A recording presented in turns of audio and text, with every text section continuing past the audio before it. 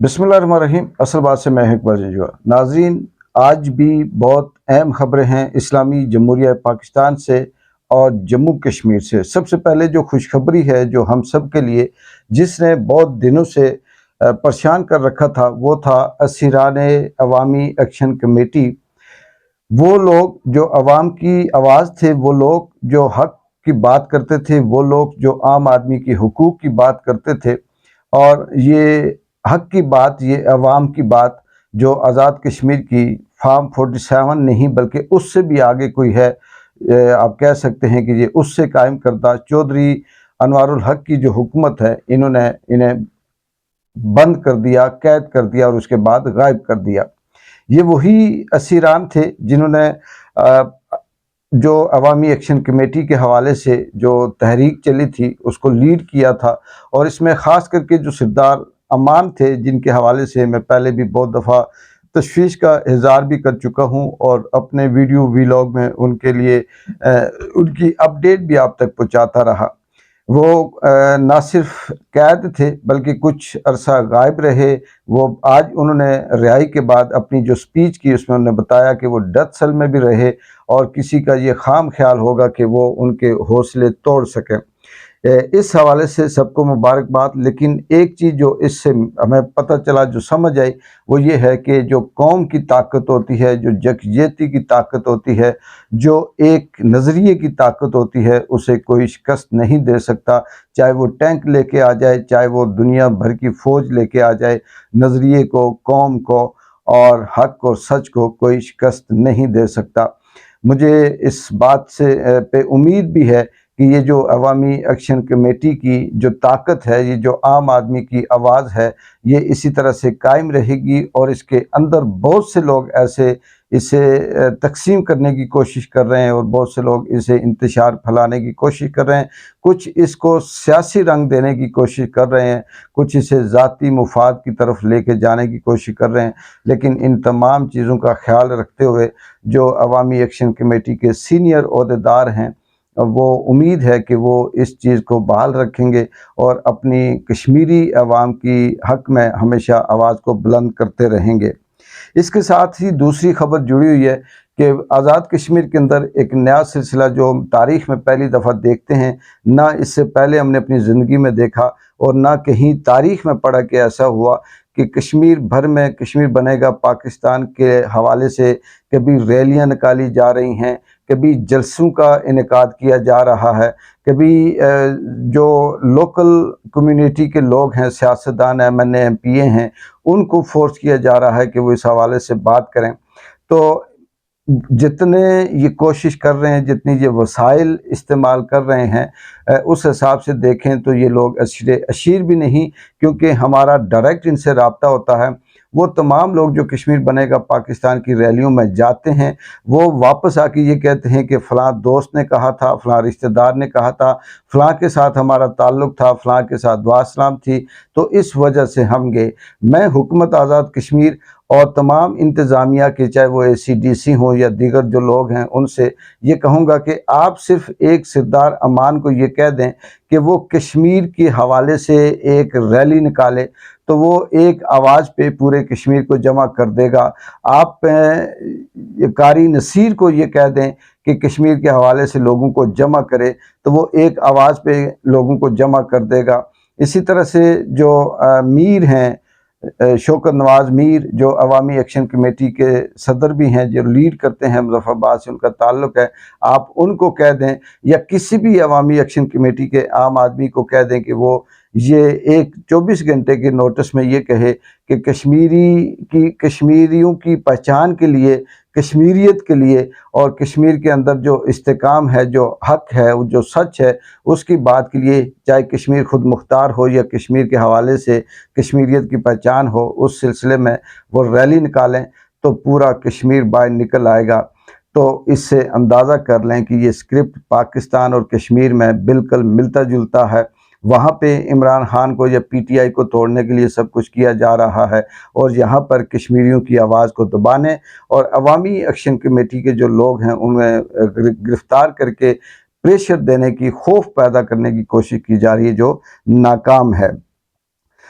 اگلی بات پہ آتے ہیں. آج بہت خاص قسم کا جو کیس تھا پاکستان کے اندر مخصوص نشستوں کا، وہ اس کی سماعت ہوئی اور اس کا فیصلہ محفوظ ہوا، ابھی بعد میں سنایا جائے گا.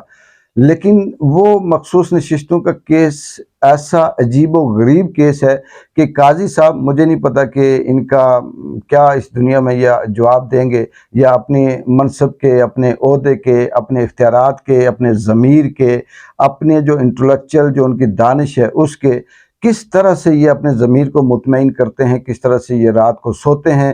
جنہوں نے پی ٹی آئی سے بلہ چھینا، جنہوں نے پی ٹی آئی کو ٹکڑے ٹکڑے کیا، جنہوں نے پی ٹی آئی کے لوگوں کو نشان نہیں، انتخابی نشانات نہیں سائن کیے، جنہوں نے پی ٹی آئی کے جو سینئر کارکن تھے ان کو آخری ٹائم تک روکے رکھا، آج بالکل وہ جب اپنے بلے کے نشان یا مخصوص نشستوں کے حوالے سے جب وہ کیس ہوا تو قاضی صاحب کہتے ہیں کہ یہ پی ٹی آئی تو جماعت ہی نہیں ہے، اس نے پی ٹی آئی کی ٹکٹ سے الیکشن ہی نہیں لڑا. تو جب قاضی صاحب اگر پی ٹی آئی کی ٹکٹ سے الیکشن نہیں لڑا تو پی ٹی آئی کا نشان تو آپ نے چھینا تھا بلہ، پھر جب چھین لیا تو ان لوگوں کو کوئی دوسرا مخصوص نشان بھی آپ نے الاٹ نہیں کیا. جب الاٹ نہیں کیا تو آپ نے ایک ایک بندے کے، یعنی نون لیگ کو، پیپلز پارٹی کو بھی وہی نشان دیے اور پی ٹی آئی کو بھی وہی نشان دیے، تاکہ یہ بیچ میں ایک تفریق پیدا ہو، جسے کہتے ہیں کہ یہ آپس میں سمجھ نہ سکے اور ووٹ جو ہے وہ ضائع ہو. اس کے باوجود 90% ووٹ لے کر اگر پاکستان تحریک انصاف گوگل، مولی، مرچی، ہلدی، اس طرح کے 3 ڈبے سے کے نشان پہ جیتی ہے، تو آج آپ انہیں کہتے ہیں کہ جی اگر آپ جیت گئے تھے تو بعد میں پی ٹی آئی میں شامل ہو جاتے. یہ بالکل اسی طرح سے ہے. کبھی وہ کہتے ہیں کہ یہ جو سنی اتحاد کونسل ہے یہ جماعت نہیں ہے، یہ الگ ہے، پی ٹی آئی الگ ہے، کبھی کہتے ہیں اس میں شامل ہو جاتے ہیں. اس میں مجھے وہ ایک کہانی یاد آتی ہے، مختصر سے بتاؤں گا. کہ کہتے ہیں کہ باپ بیٹا موٹر سائیکل پہ جا رہے تھے، راستے میں ایکسیڈنٹ ہو گیا، ایکسیڈنٹ میں دونوں کی گردنیں الگ ہو گئیں، ایمرجنسی ڈاکٹر کے پاس لے جایا گیا. ایک کہانی ہے، ڈاکٹر نے ان کی گردنیں جوڑی اور وہ بچ گئے، زندہ ہو گئے، لیکن غلطی سے ڈاکٹر نے باپ کی گردن بیٹے کے دھڑ پہ اور بیٹے کی گردن باپ کے دھڑ پہ جوڑ دی. جب وہ ٹھیک ہوئے واپس گھر آئے تو ان کے لیے سمجھ نہ آئے کہ باپ جب اپنی بیوی کے پاس جاتا تو وہ بیٹے کا چہرہ ہوتا، بیٹا جب جاتا تو وہ باپ کا چہرہ ہوتا. بیویاں پریشان تھی کہ کس کو شوہر کہیں، کس کو بیٹا کہیں. اسی طرح سے گھر میں سارے پریشان تھے، باپ کون سا ہے، بیٹا بھائی کون سا ہے، کیونکہ گردن باپ کی تھی، دھڑ بیٹے کا تھا. اسی طرح سے دھڑ باپ کا تھا، گردن بیٹے کی تھی. بالکل یہی قاضی صاحب نے پی ٹی آئی کے ساتھ کیا کہ ادھر سے نشستیں، الیکشن کا جو نشان تھا وہ چھین کر تو ان کو مجبور کر دیا کہ یہ سنی اتحاد کے ساتھ رہیں. اب کبھی جب سنی اتحاد والے جیتے ہیں تو قاضی صاحب کہتے ہیں کہ پی ٹی آئی والے، پی ٹی آئی کی تو جماعت ہی نہیں ہے. جب پی ٹی آئی اپنا موقف مضبوط ہوتا ہے تو وہ انہیں کہتے ہیں جی کہ آپ اس میں کیوں گئے، آپ اپنی پارٹی میں کیوں نہیں آئے. تو اس طرح سے وہ ایک الجھاؤ پیدا کر رہے ہیں، اور اس الجھاؤ میں یہی مخمصہ ہے کہ اصل بات کیا ہے، اصل جماعت پی ٹی آئی ہے یا سنی اتحاد کونسل ہے، یا کس کے حوالے سے کیا کیا جائے. لیکن قاضی صاحب پتہ نہیں آپ کس طرح سے سوتے ہیں، کس طرح سے آپ گھر میں جاتے ہیں، یا آپ کا جو ارد گرد کا جو آپ کے اولاد ہے، نسل ہے، دوست یار ہیں، ان کا ضمیر بھی کتنا سویا ہوا ہے کہ آپ ظلم اس حد تک کرنے کے بعد بھی آپ اپنے غلطی پہ ڈٹے ہوئے ہیں. لیکن آگے آتے ہیں کہ اسی حوالے سے جو عزم استحکام پاکستان کے حوالے سے جو آپریشن شروع کیا گیا، وہ کیا ہے کیا نہیں ہے. بہت سی ویلاگ سے، بہت سے یہ جو خبریں آپ کو بتائی جا رہی ہیں، اس میں کسی قسم کی کوئی صداقت نہیں ہے. عزم استحکام پاکستان بالکل ماضی کی طرح جو اس سے پہلے 9 آپریشن ہوئے، ان کی ڈیٹیل میں اگلے ویلاگ میں آپ کو بتاؤں گا کہ ایک ایسا آپریشن نہیں ہے جس میں پاکستان کے اندر اس سے استحکام پیدا ہوا ہو. ایک آپریشن میں ایسا نہیں ہوا جس سے پاکستان کے اندر سے دہشت گردی ختم ہوئی ہو. ایک آپریشن بھی ایسا کامیاب نہیں ہو، چاہے وہ رد الفساد ہو، یا جبراٹر ہو، یا سرچ لائٹ ہو، یا وہ آپریشن جو دیگر یہ جو فاٹا اور وزیرستان اور جنوبی وزیرستان میں ہوتے رہے یہ ہوں. ان کے نام ابھی میرے ذہن میں سے نکل گئے، میں آپ کو بتاؤں گا. ایک بھی ایسا نہیں ہے جو کامیاب ہوا ہو. یہ صرف اور صرف پاکستان تحریک انصاف کی حکومت KPK سے ختم کرنے کے لیے ہے, ان کو دبانے کے لیے ہے, ان سے چھیننے کے لیے ہے. لیکن قاضی صاحب آپ اپنی ایکسٹینشن لینے کے لیے سب کچھ کر رہے ہیں. یہ سب اپروول جو پارلیمنٹ سے آتی ہے, یہ فارم 47 کے جو لوگ بیٹھے ہوئے ہیں, ڈاکو چور بیٹھے ہوئے ہیں, وہ اپنا جو ٹینیور ہے اپنی حکومت کو مضبوط کرنے کے لیے KPK چھیننا چاہتے ہیں.